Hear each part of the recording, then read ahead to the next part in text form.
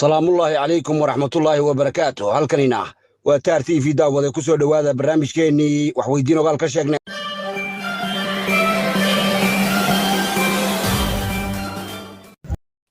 qodobada war iyo wacalan idinka hayna carreede waxaa ugu dooro fiqishini iyo beelihii dhulbaahante oo aanay ka dhex qarxin dhoohan trump oo sheegay inuu janno ku doonayo heshiiska ruushka iyo yukrain. madaxweyne cabdiraxmaan ciro oo ku tooqay in gacan lagu dhigi doono laascaano. jabuuti oo hubaynaysa maleeshiya oo hogaamiye suldaan wafar bilo ka taagan huuriye lagu sii daayey xeebaha puntland. ooshii cumar jibriil oo noqotay bahdii beerka ku hidlaatay etoobiya oo ciidamo soo dhoobtay gobolka gedo. xasan sheekh oo noqday laxdii gowraca seegtay iyo weliba suuriya oo loo kala dhambalayo laba dowladood. wararkaasi iyo wararka oo dheeraada ayaanu jahaynahay ku soo dhowaada barnaamijkeena.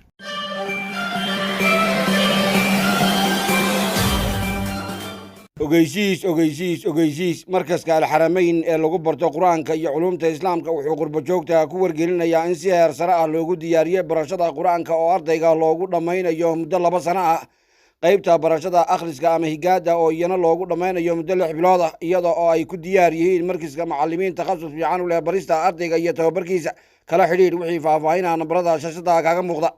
wararka aanu ka helayno dalka maraykanka ayaa sheegaya inuu duqa dhulanka badan ee dhoohan trump gobada ugu dhiijiyey islamarkaana uu niibta u dhiibay reerihii u badnaa bugaanbugta beesha yurub ee habeenkii xalay goolka loogu loogay ceelka washington.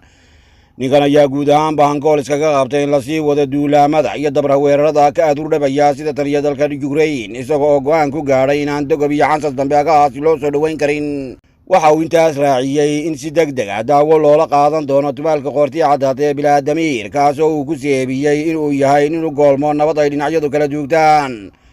docda kale dhoohan trump oo u dibinjaaqay qolyaha wararka ee haysta ayaa gaballa ka caddeeyey inuu doonayo sidii uu jannada ku geli lahaa odayeynta iyo howaanta uu ka dhex wado dalalka ruushka iyo yukrain, isaga oo ku baanay inuu ku howlan yahay sidii loo badbaadin lahaa isla jeerkaasna loo dabaqabatayn lahaa dadka majaa baaruudda ku qurbaxaya, taasoo uu ku sifeeyey inuu yahay ninka keliya ee ku foogan sidii nabad arlada loogu soo dabaali lahaa.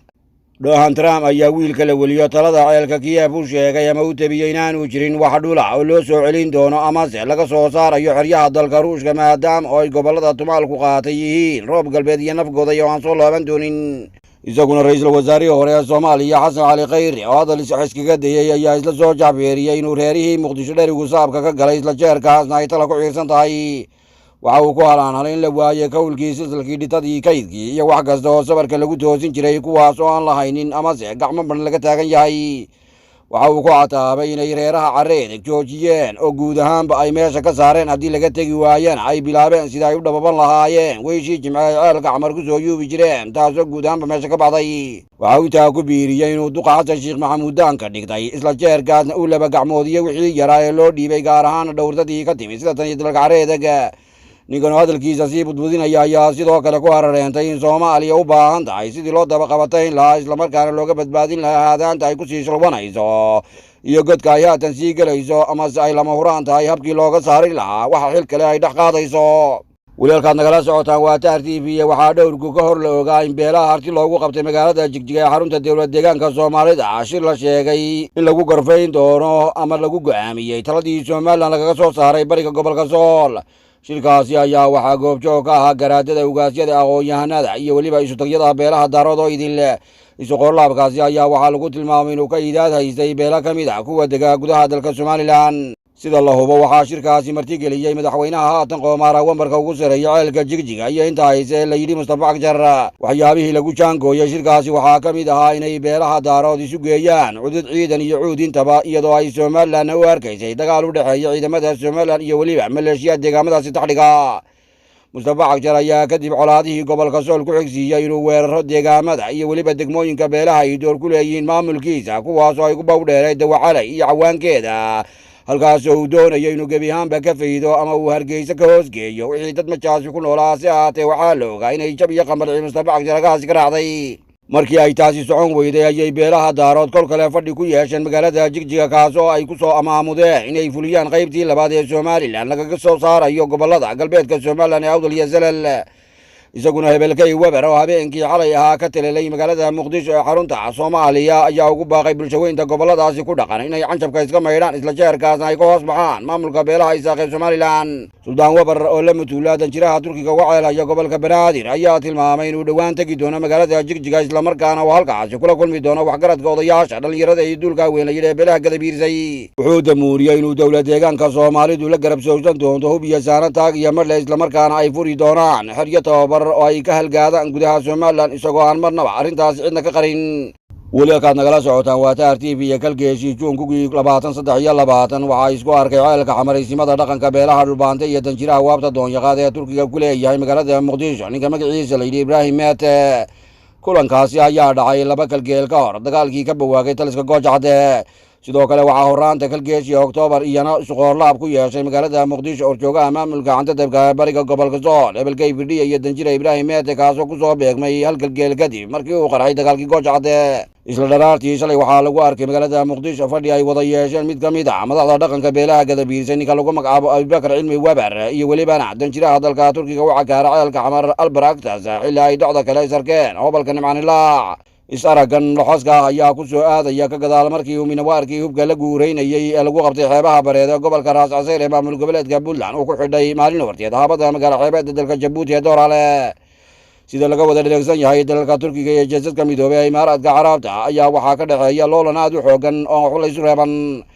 imaaraadka carabta ayaa ka duulaya qorshe ku olol in magaalooyinka garowe kismaayo iyo magaalo madaxda jamhuuriyadda somalilan hargeysa awood la siiyo si ay meesha uga baxdo saamaynta maamulka ka dhisan ceelka xamar. halka taa bedelkeedana uu turkigu ku foogan yahay tallaabo u sansaaneeg inaan dhankooda la isu qaban jamhuuriyadda somalilan iyo maamul goboleedyada puntland iyo jubbaland islamarkaana laga howlgalo sidii taag iyo tukurba la isugu geyn lahaa magaalada muqdisho taasoo uu ku doonayo inay wax kastaaba iyada hoos yimaadaan. in la wadi jirayba loolanka dalalka turkiga iyo jeesadka midoobey ee imaaraadka carabta ayaa la qaadaa dhigaya inuu noqon karo godad aad u fara badan maadaama ay labada jeerood iska arkeen biyo hoostooda. ugu dambayntii waxaan maragmadoon ahayn markii la maqlay amase ay soo duushay aqoonsiga jamhuuriyadda somalilan ee uu ka sanqadhiyo xildhibaan teed karuus ay godadka ka soo baxeen wixii bahal hoose ah ee jiibtay sida gungumaha abeesada halaqa duuban abgurida gooh dhegaystaha iyo dhammaanba daalimiintii nacabka u ahayd jamhuuriyadda somalilan iyadoo la filan karo inay jabuuti hubayso maleeshiya beeleeda uu burka u tuurayo abubakar cilmi weber. xukuumadda somalilan ayaa dharaartii shalay u gacan haadisay wakiilka turkiga uga ceelaya magaalada hargeysa kaasoo la weydiiyey waxa ay dowladdiisa uga badan tahay faragelinta jamhuuriyadda somalilan iyo ujeeddada loola kulmay suldaan weber. iyaguna odayaal waayeel wadaado wahaabo wabiino waracyo garhmadoobayaal yarado iyo daraato tacdhiga oosha cumar jibriil ayaa magaalada burco kaga dhawaaqay isimka guud ee beelaha cumar jibriil kaasi oo lagu caleema saari doono marka la gaadho kalgeesha sagaalaad dowladada ceelka caynaba. waxay tilmaameen inay maanta laga bilaabo u cugteen suldaanka guud ee beelaha cumar jibriil siciid aadan abakor libaax kaasi oo ay isla guddoonsadeen inay heeriyeyn doonaan maadaama uu hadlaystay abawr axmed ee suldaankii beelaha cumar jibriil suldaan cabdiraxmaan qodax jaamaca. waxay isdul taageen in heshiiska beesha u yaallay ahaa inaanu gebi ahaanba suldaanku ahayn dhaxaltooyo ee la wada ogaa markii la dooranayay ee baawur axmed ee suldaan cabdiraxmaan qodax jaamac in duubka dhaqanka hadba loo meeriyo ciddii qaadi karta amase looga maarmi waayo. waxay tibaaxeen iyaga oo raacaya xeerarka beesha u yaalay ay tala ku soo gooyeen sidii loo boqri lahaa siciid aadan abakor libaax inuu bedelo suldaankii beesha halkaana uu ka sii wado hawlihii beesha cumar jibriil. weli halkaad nagala socotaan waa taar t v madaxweynaha somalilan cabdiraxmaan maxamed cabdilaahi iyo wafdigoo hogaaminaya ayaa saaka qaboonadii soo gaadhay magaalada burco ee xarunta gobolka togdheer halkaasi oo ay si weyn ugu soo dhoweeyeen bulshada kala duwan ee reer burco. madaxweynaha ayaa dalbaday inaan ardayda dugsiyada laga soo saarin islamarkaana aan bacadka la soo tumin si ay safaf dhaadheer ugu galaan taasoo la arki jiray dowladihii ka soo arrimi jiray jamhuuriyadda somalilan. waxaa la dheehanayay gabadh dhallinyaro ah oo madaxweynaha ku soo carartay taasoo doonaysa inay bariidiso maadaama oo ay u jeel qabtay aragtida madaxweynaha. ciidamada ayaa isku dayayay inay qabtaan waxaana muuqanaysay madaxweyne cabdiraxmaan cir oo ka waabinaya askarta ilaalada u ah ee maagana inay inanta isku duubaan. madaxweyne cabdiraxmaan cir ayaa markii uu fooda soo geliyey ceelka burco waxa uu hadallo isugu jira good iyo galaal xoor ka jeediyey cabuudha madaxtooyada ceelka burco. waxa uu sheegay in ciidamada marka iyo taagta leh ku jira dugsiyada carbinta ciidamada ay u tababaranayaan sidii ay jab iyo naasabeel ugu geysan lahaayeen cid kasta oo daqaabo la soo doonta jamhuuriyadda somalilan isla jeerkaasna ay u qabsan lahaayeen magaalada laascaanood. waxa uu ku baanay inaanay ciidamadaasi oo u badan duulkii madaniga la odhan jiray ee s s b iyo g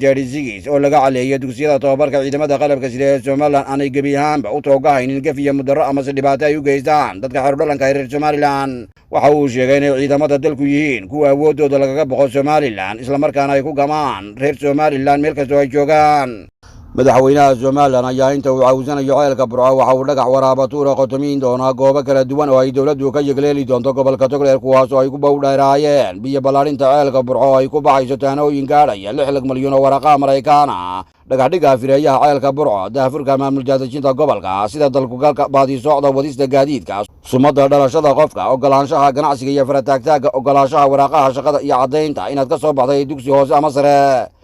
sidoo kale waxaan meesha ka maqnayn dib u hagaajinta xagidheerta bardoodanka ee lamsay dhamaystirka xarunta sooyaalka goobtii laga dhawaaqay jiritaanka jamhuuriyadda Soomaaliland iyo dhagaxdhiga goobaha laga budig doono bilqaraada ceelka Burco